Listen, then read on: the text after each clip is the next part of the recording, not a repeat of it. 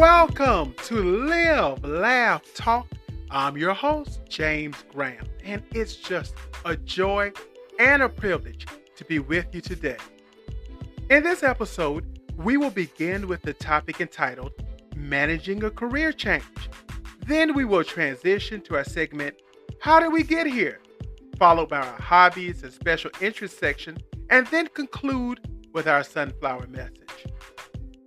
Do you have a show idea? Please send it to admin@livelaughtalk.com. In addition, if listening on Spotify, you can add a voice memo as well as comments and participate in our poll with every show. Also, wherever you listen to the podcast, please follow us so that you're notified of new episodes every time they're released. The topic that we will begin with is entitled Managing a Career Change. There comes a time in many of our lives when what we do for a living has to change. For most of us, that transition is difficult. Maybe there were cutbacks at your present job. Maybe we had a change of heart and wanted to do something new. Possibly, there was a life change that necessitated a career change. Whatever the reason, managing a career change can be challenging, but rewarding.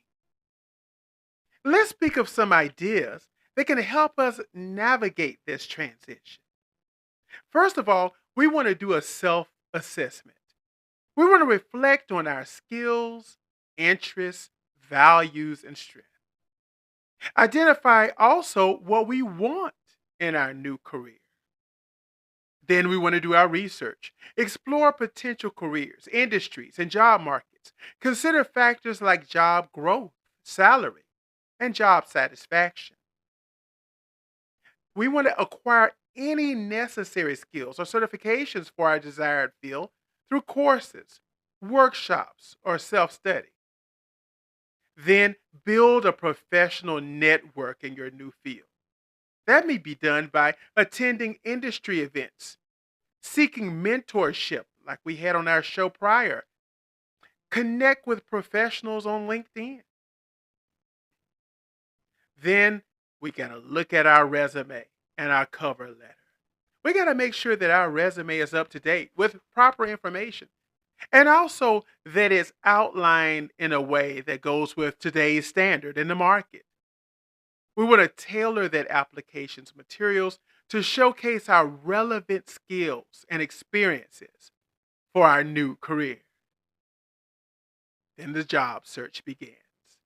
We then begin to look for openings in our target industry and apply actively. Leverage job search websites, company websites, and networking connections. When we have interviews, and they will come because we're prepared. We're that kind of person. We want to prepare for these interviews by researching the company, practicing common interview questions, demonstrating our passion for the new career, and also making sure that we have the outfit that will work for that interview. We want to make sure that we are dressed appropriately because honestly, people judge you by how you're dressed. We want to emphasize our transferable skills from our previous career that are relevant to the new one. And then, you know what? And this is the part that's hard for me. It's being patient. Career changes take time because rejection is normal. But we have to stay persistent and keep improving our skills and network. We then want to talk to professionals who have made similar career changes for guidance and insight. And all of us, honestly, we may work in a field that we love, but it's not love that pays bills, and it's not love that gets groceries. So we have to consider the financial implications of the career change. Maybe even save for the transition period and adjust our budget as needed. We have to be open to learning and adapting, recognizing that challenges may arise, but stay committed to our new path. Sometimes this career change could involve risks, so we want to evaluate them carefully and be willing to take calculated chances. Share our goals with our friends and family for emotional support and encouragement. And we have to remember that a career change is a significant life decision. So we need to take time to plan and execute it thoughtfully. And yes, it's never too late to pursue a fulfilling career that aligns with our passions and goals. I have changed careers multiple times, and I know that each time I had all of the fear that I had the very first time. But what I had to do is if I want to change entire industries, I had to stay updated with industry trends and advancements. I had to take courses. I had to attend workshops. I also had to read books or articles about that particular career. Then, too, another thing that I had to do is I had to be flexible. I had to be open to starting at a lower position or even a salary that initially wasn't what I wanted, but it would get my foothold in the new field. I had to be laser focused, focusing on long term benefits and growth opportunities and not the paycheck they're set to me at the moment. And whenever we're desiring to make a career change, we got to look at where we're going, evaluate that company's culture, so that when considering job offers, we can then assess whether the company's culture align with our values and our work style. Another thing that we can do is if we're getting with a company that doesn't mind us having our own personal brand, do that. Establish an online presence through a professional website or social media profiles that showcase your expertise and passion for the new career. Understanding that not every aspect of the new career will be perfect, let's adapt to challenges and setbacks with a positive attitude. Continuously seek feedback from your mentors, peers, and supervisors to refine your skills and performance. Maintain relationships from the previous career because they may prove valuable in unexpected ways. And then periodically evaluate our progress and make necessary adjustments to our career change plan. Yes, a career change may scare us to death. And the reasons being is it may be because of our age, or it may just be because we're not prepared to just walk away and then go out there to a whole new world. Change is scary. But if we worked with ourselves in this dynamic process that we just talked about, it will aid us to acquire persistence and adaptability.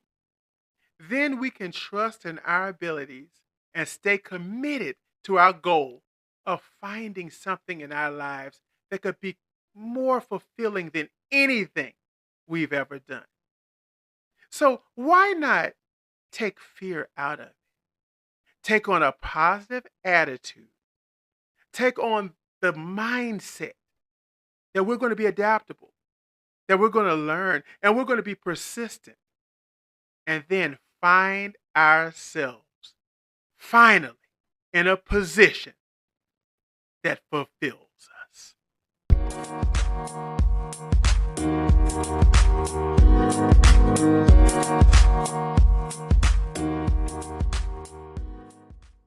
Today, we as a country are finding ourselves facing a period of inflation.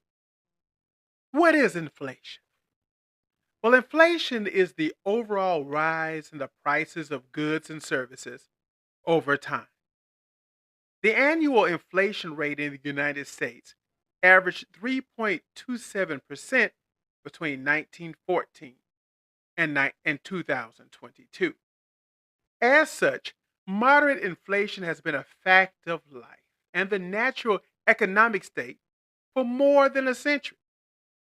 This makes it important to distinguish between the inherent effects of inflation at any rate and those that only come into play during periods when inflation runs unusually high.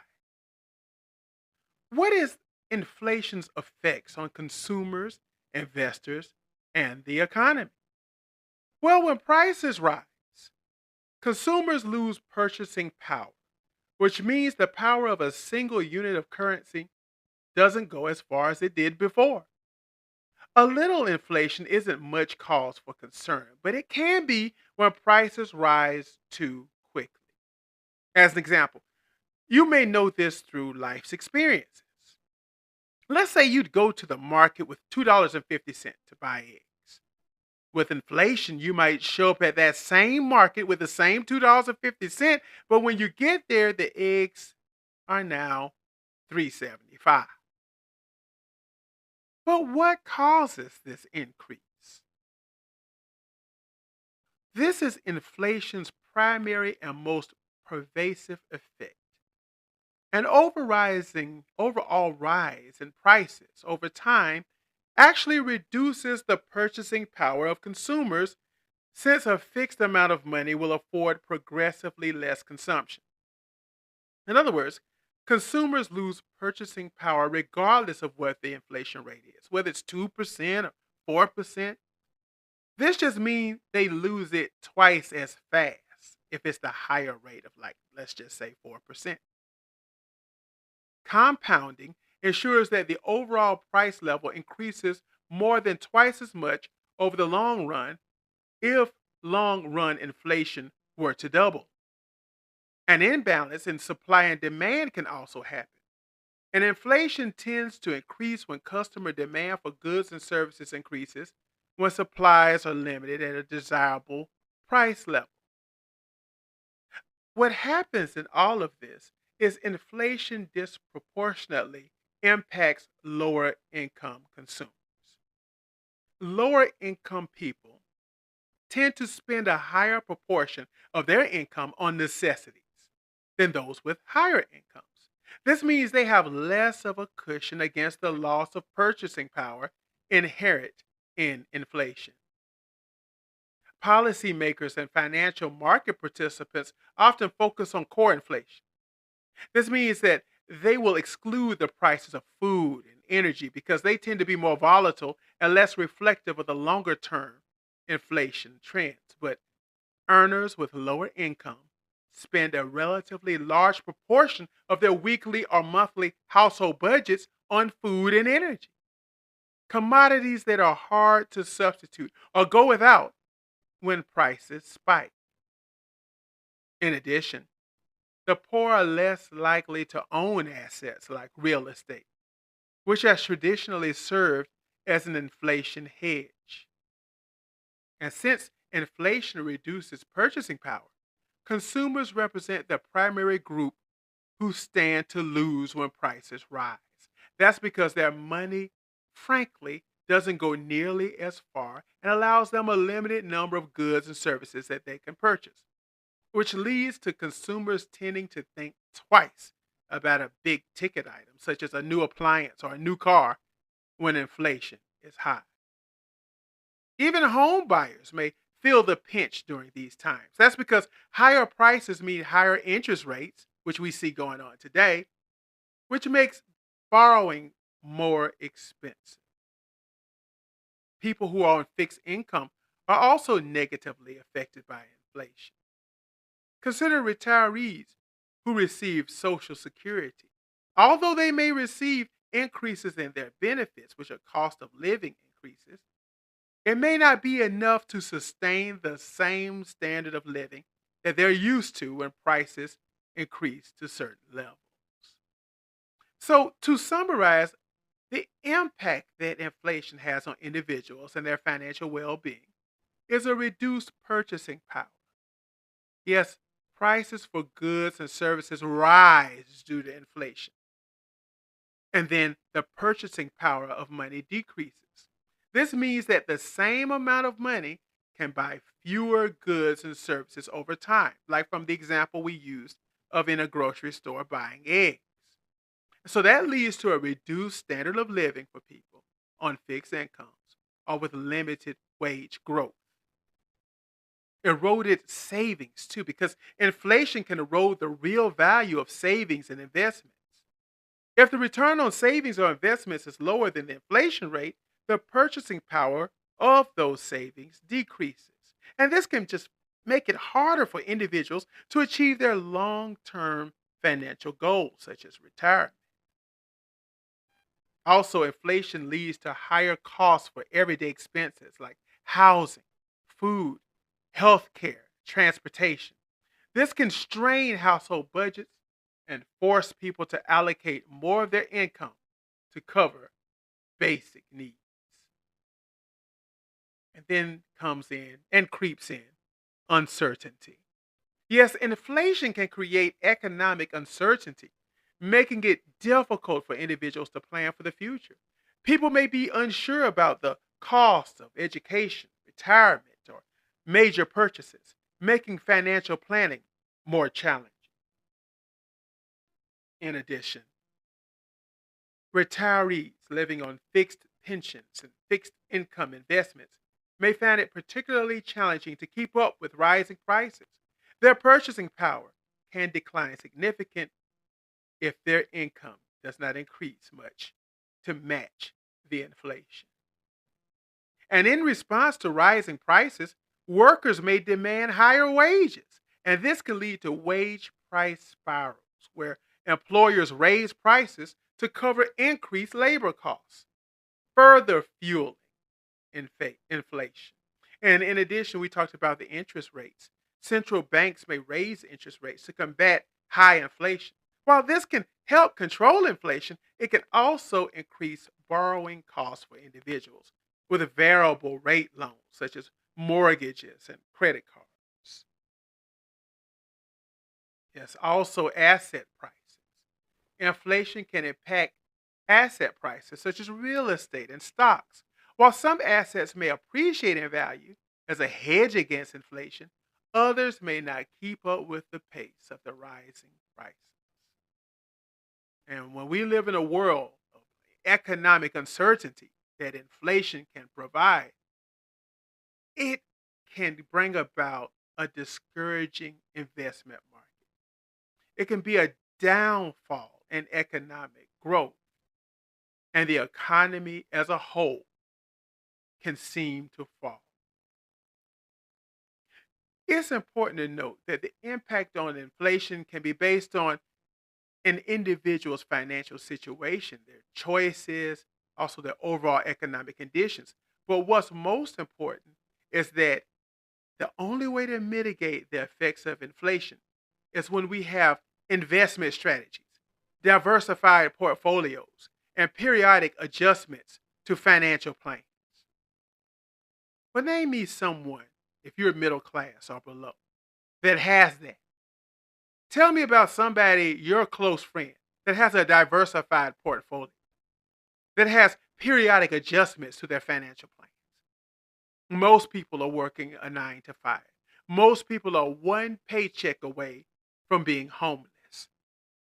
They don't have any of these cushions. They can't mitigate the effects of inflation at all. So what happens? Well, like we're seeing today, we're seeing the rising interest. We're seeing the rising costs and needs like lodging, transportation, food. So when it gets to the point where inflation has made it difficult to just live, difficult to get the necessities of life, we have to stop and ask ourselves, how did we get here?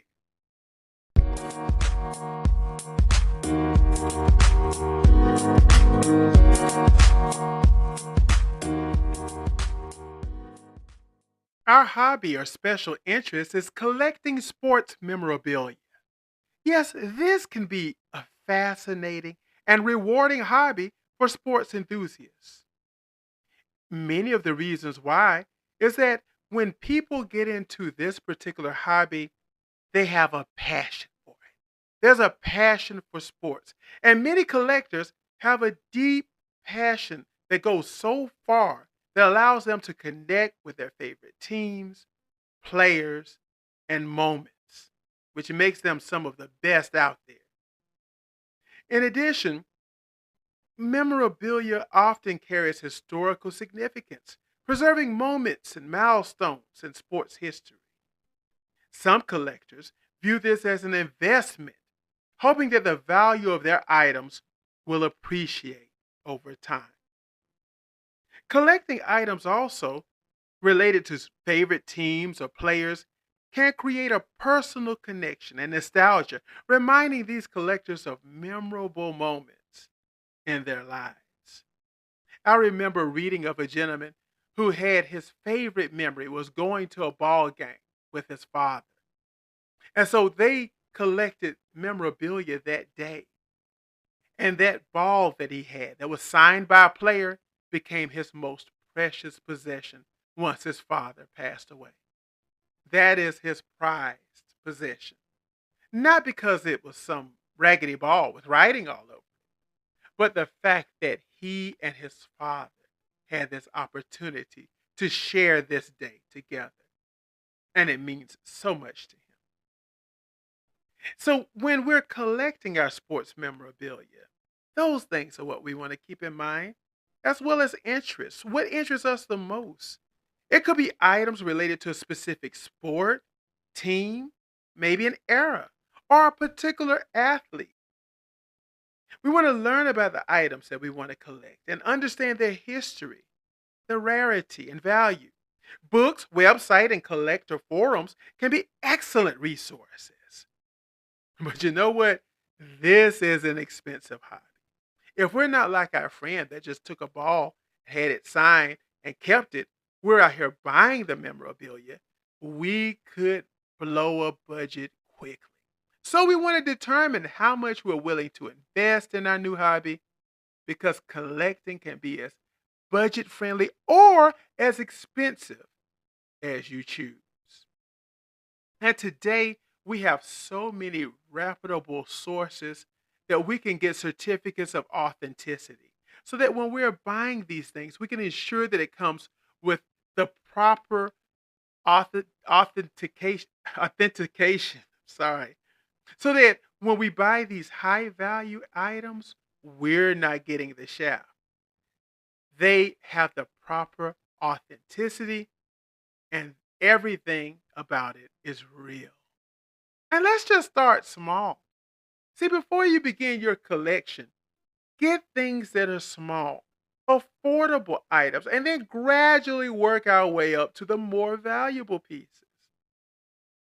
In doing so, we can network with other collectors and enthusiasts, either in person or online, and they can provide us with valuable resources. There's also many events to attend.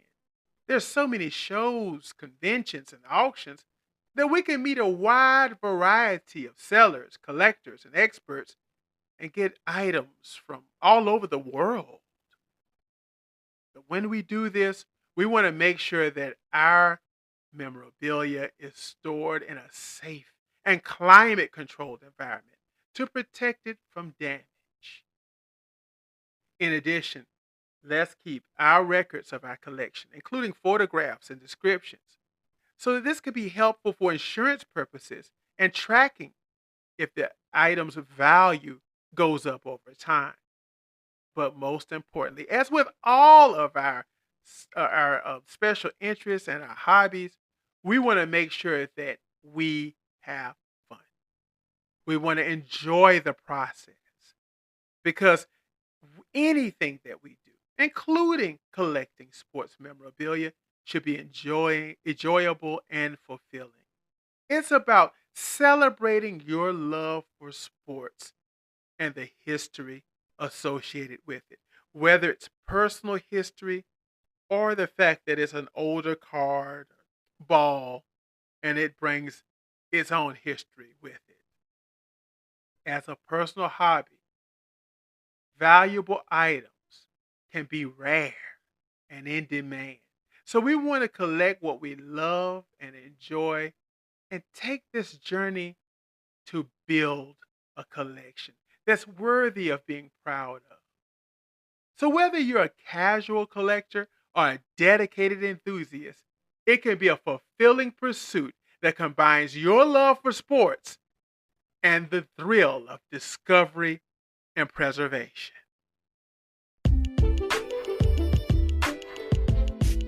It's time for our happy note, our sunflower message. And it's a poem.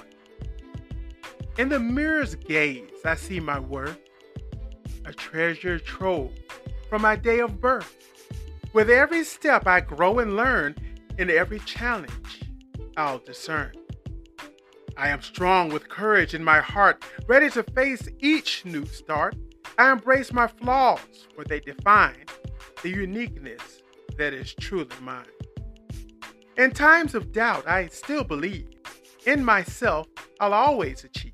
With determination, I'll persist. In my dreams, I do insist. I am worthy. I am enough. In life's journey, I'll be tough. With love and kindness, I'll prevail. My soul and my spirit soars like wind and sail. So in this moment, I proclaim myself, my path, my life's sweet game. With affirmation, I will thrive. In this precious life, I'll truly come alive. On Cash App at $Live Laugh Talk and on Twitter at Live Laugh Talker. Also on Spotify, there's a $. And this $sign is so that you can donate to support the podcast. And we need any and all donations. They will be appreciated and used properly to grow the podcast. We want to also remind you to rate us the highest score that you can on your podcast platform, and also to tell your friends, family, colleagues, all about us. Don't forget to go onto Etsy at How Did We Get Here? That's Etsy at How Did We Get Here? And you will receive beautiful shirts, tote bags, and cups if you wish to purchase these at a very reasonable price. And they're absolutely beautiful items. So don't forget, that's Etsy at How Did We Get Here? This is James and Georgia's baby boy signing off. And as you know, I can't wait to talk with you again soon.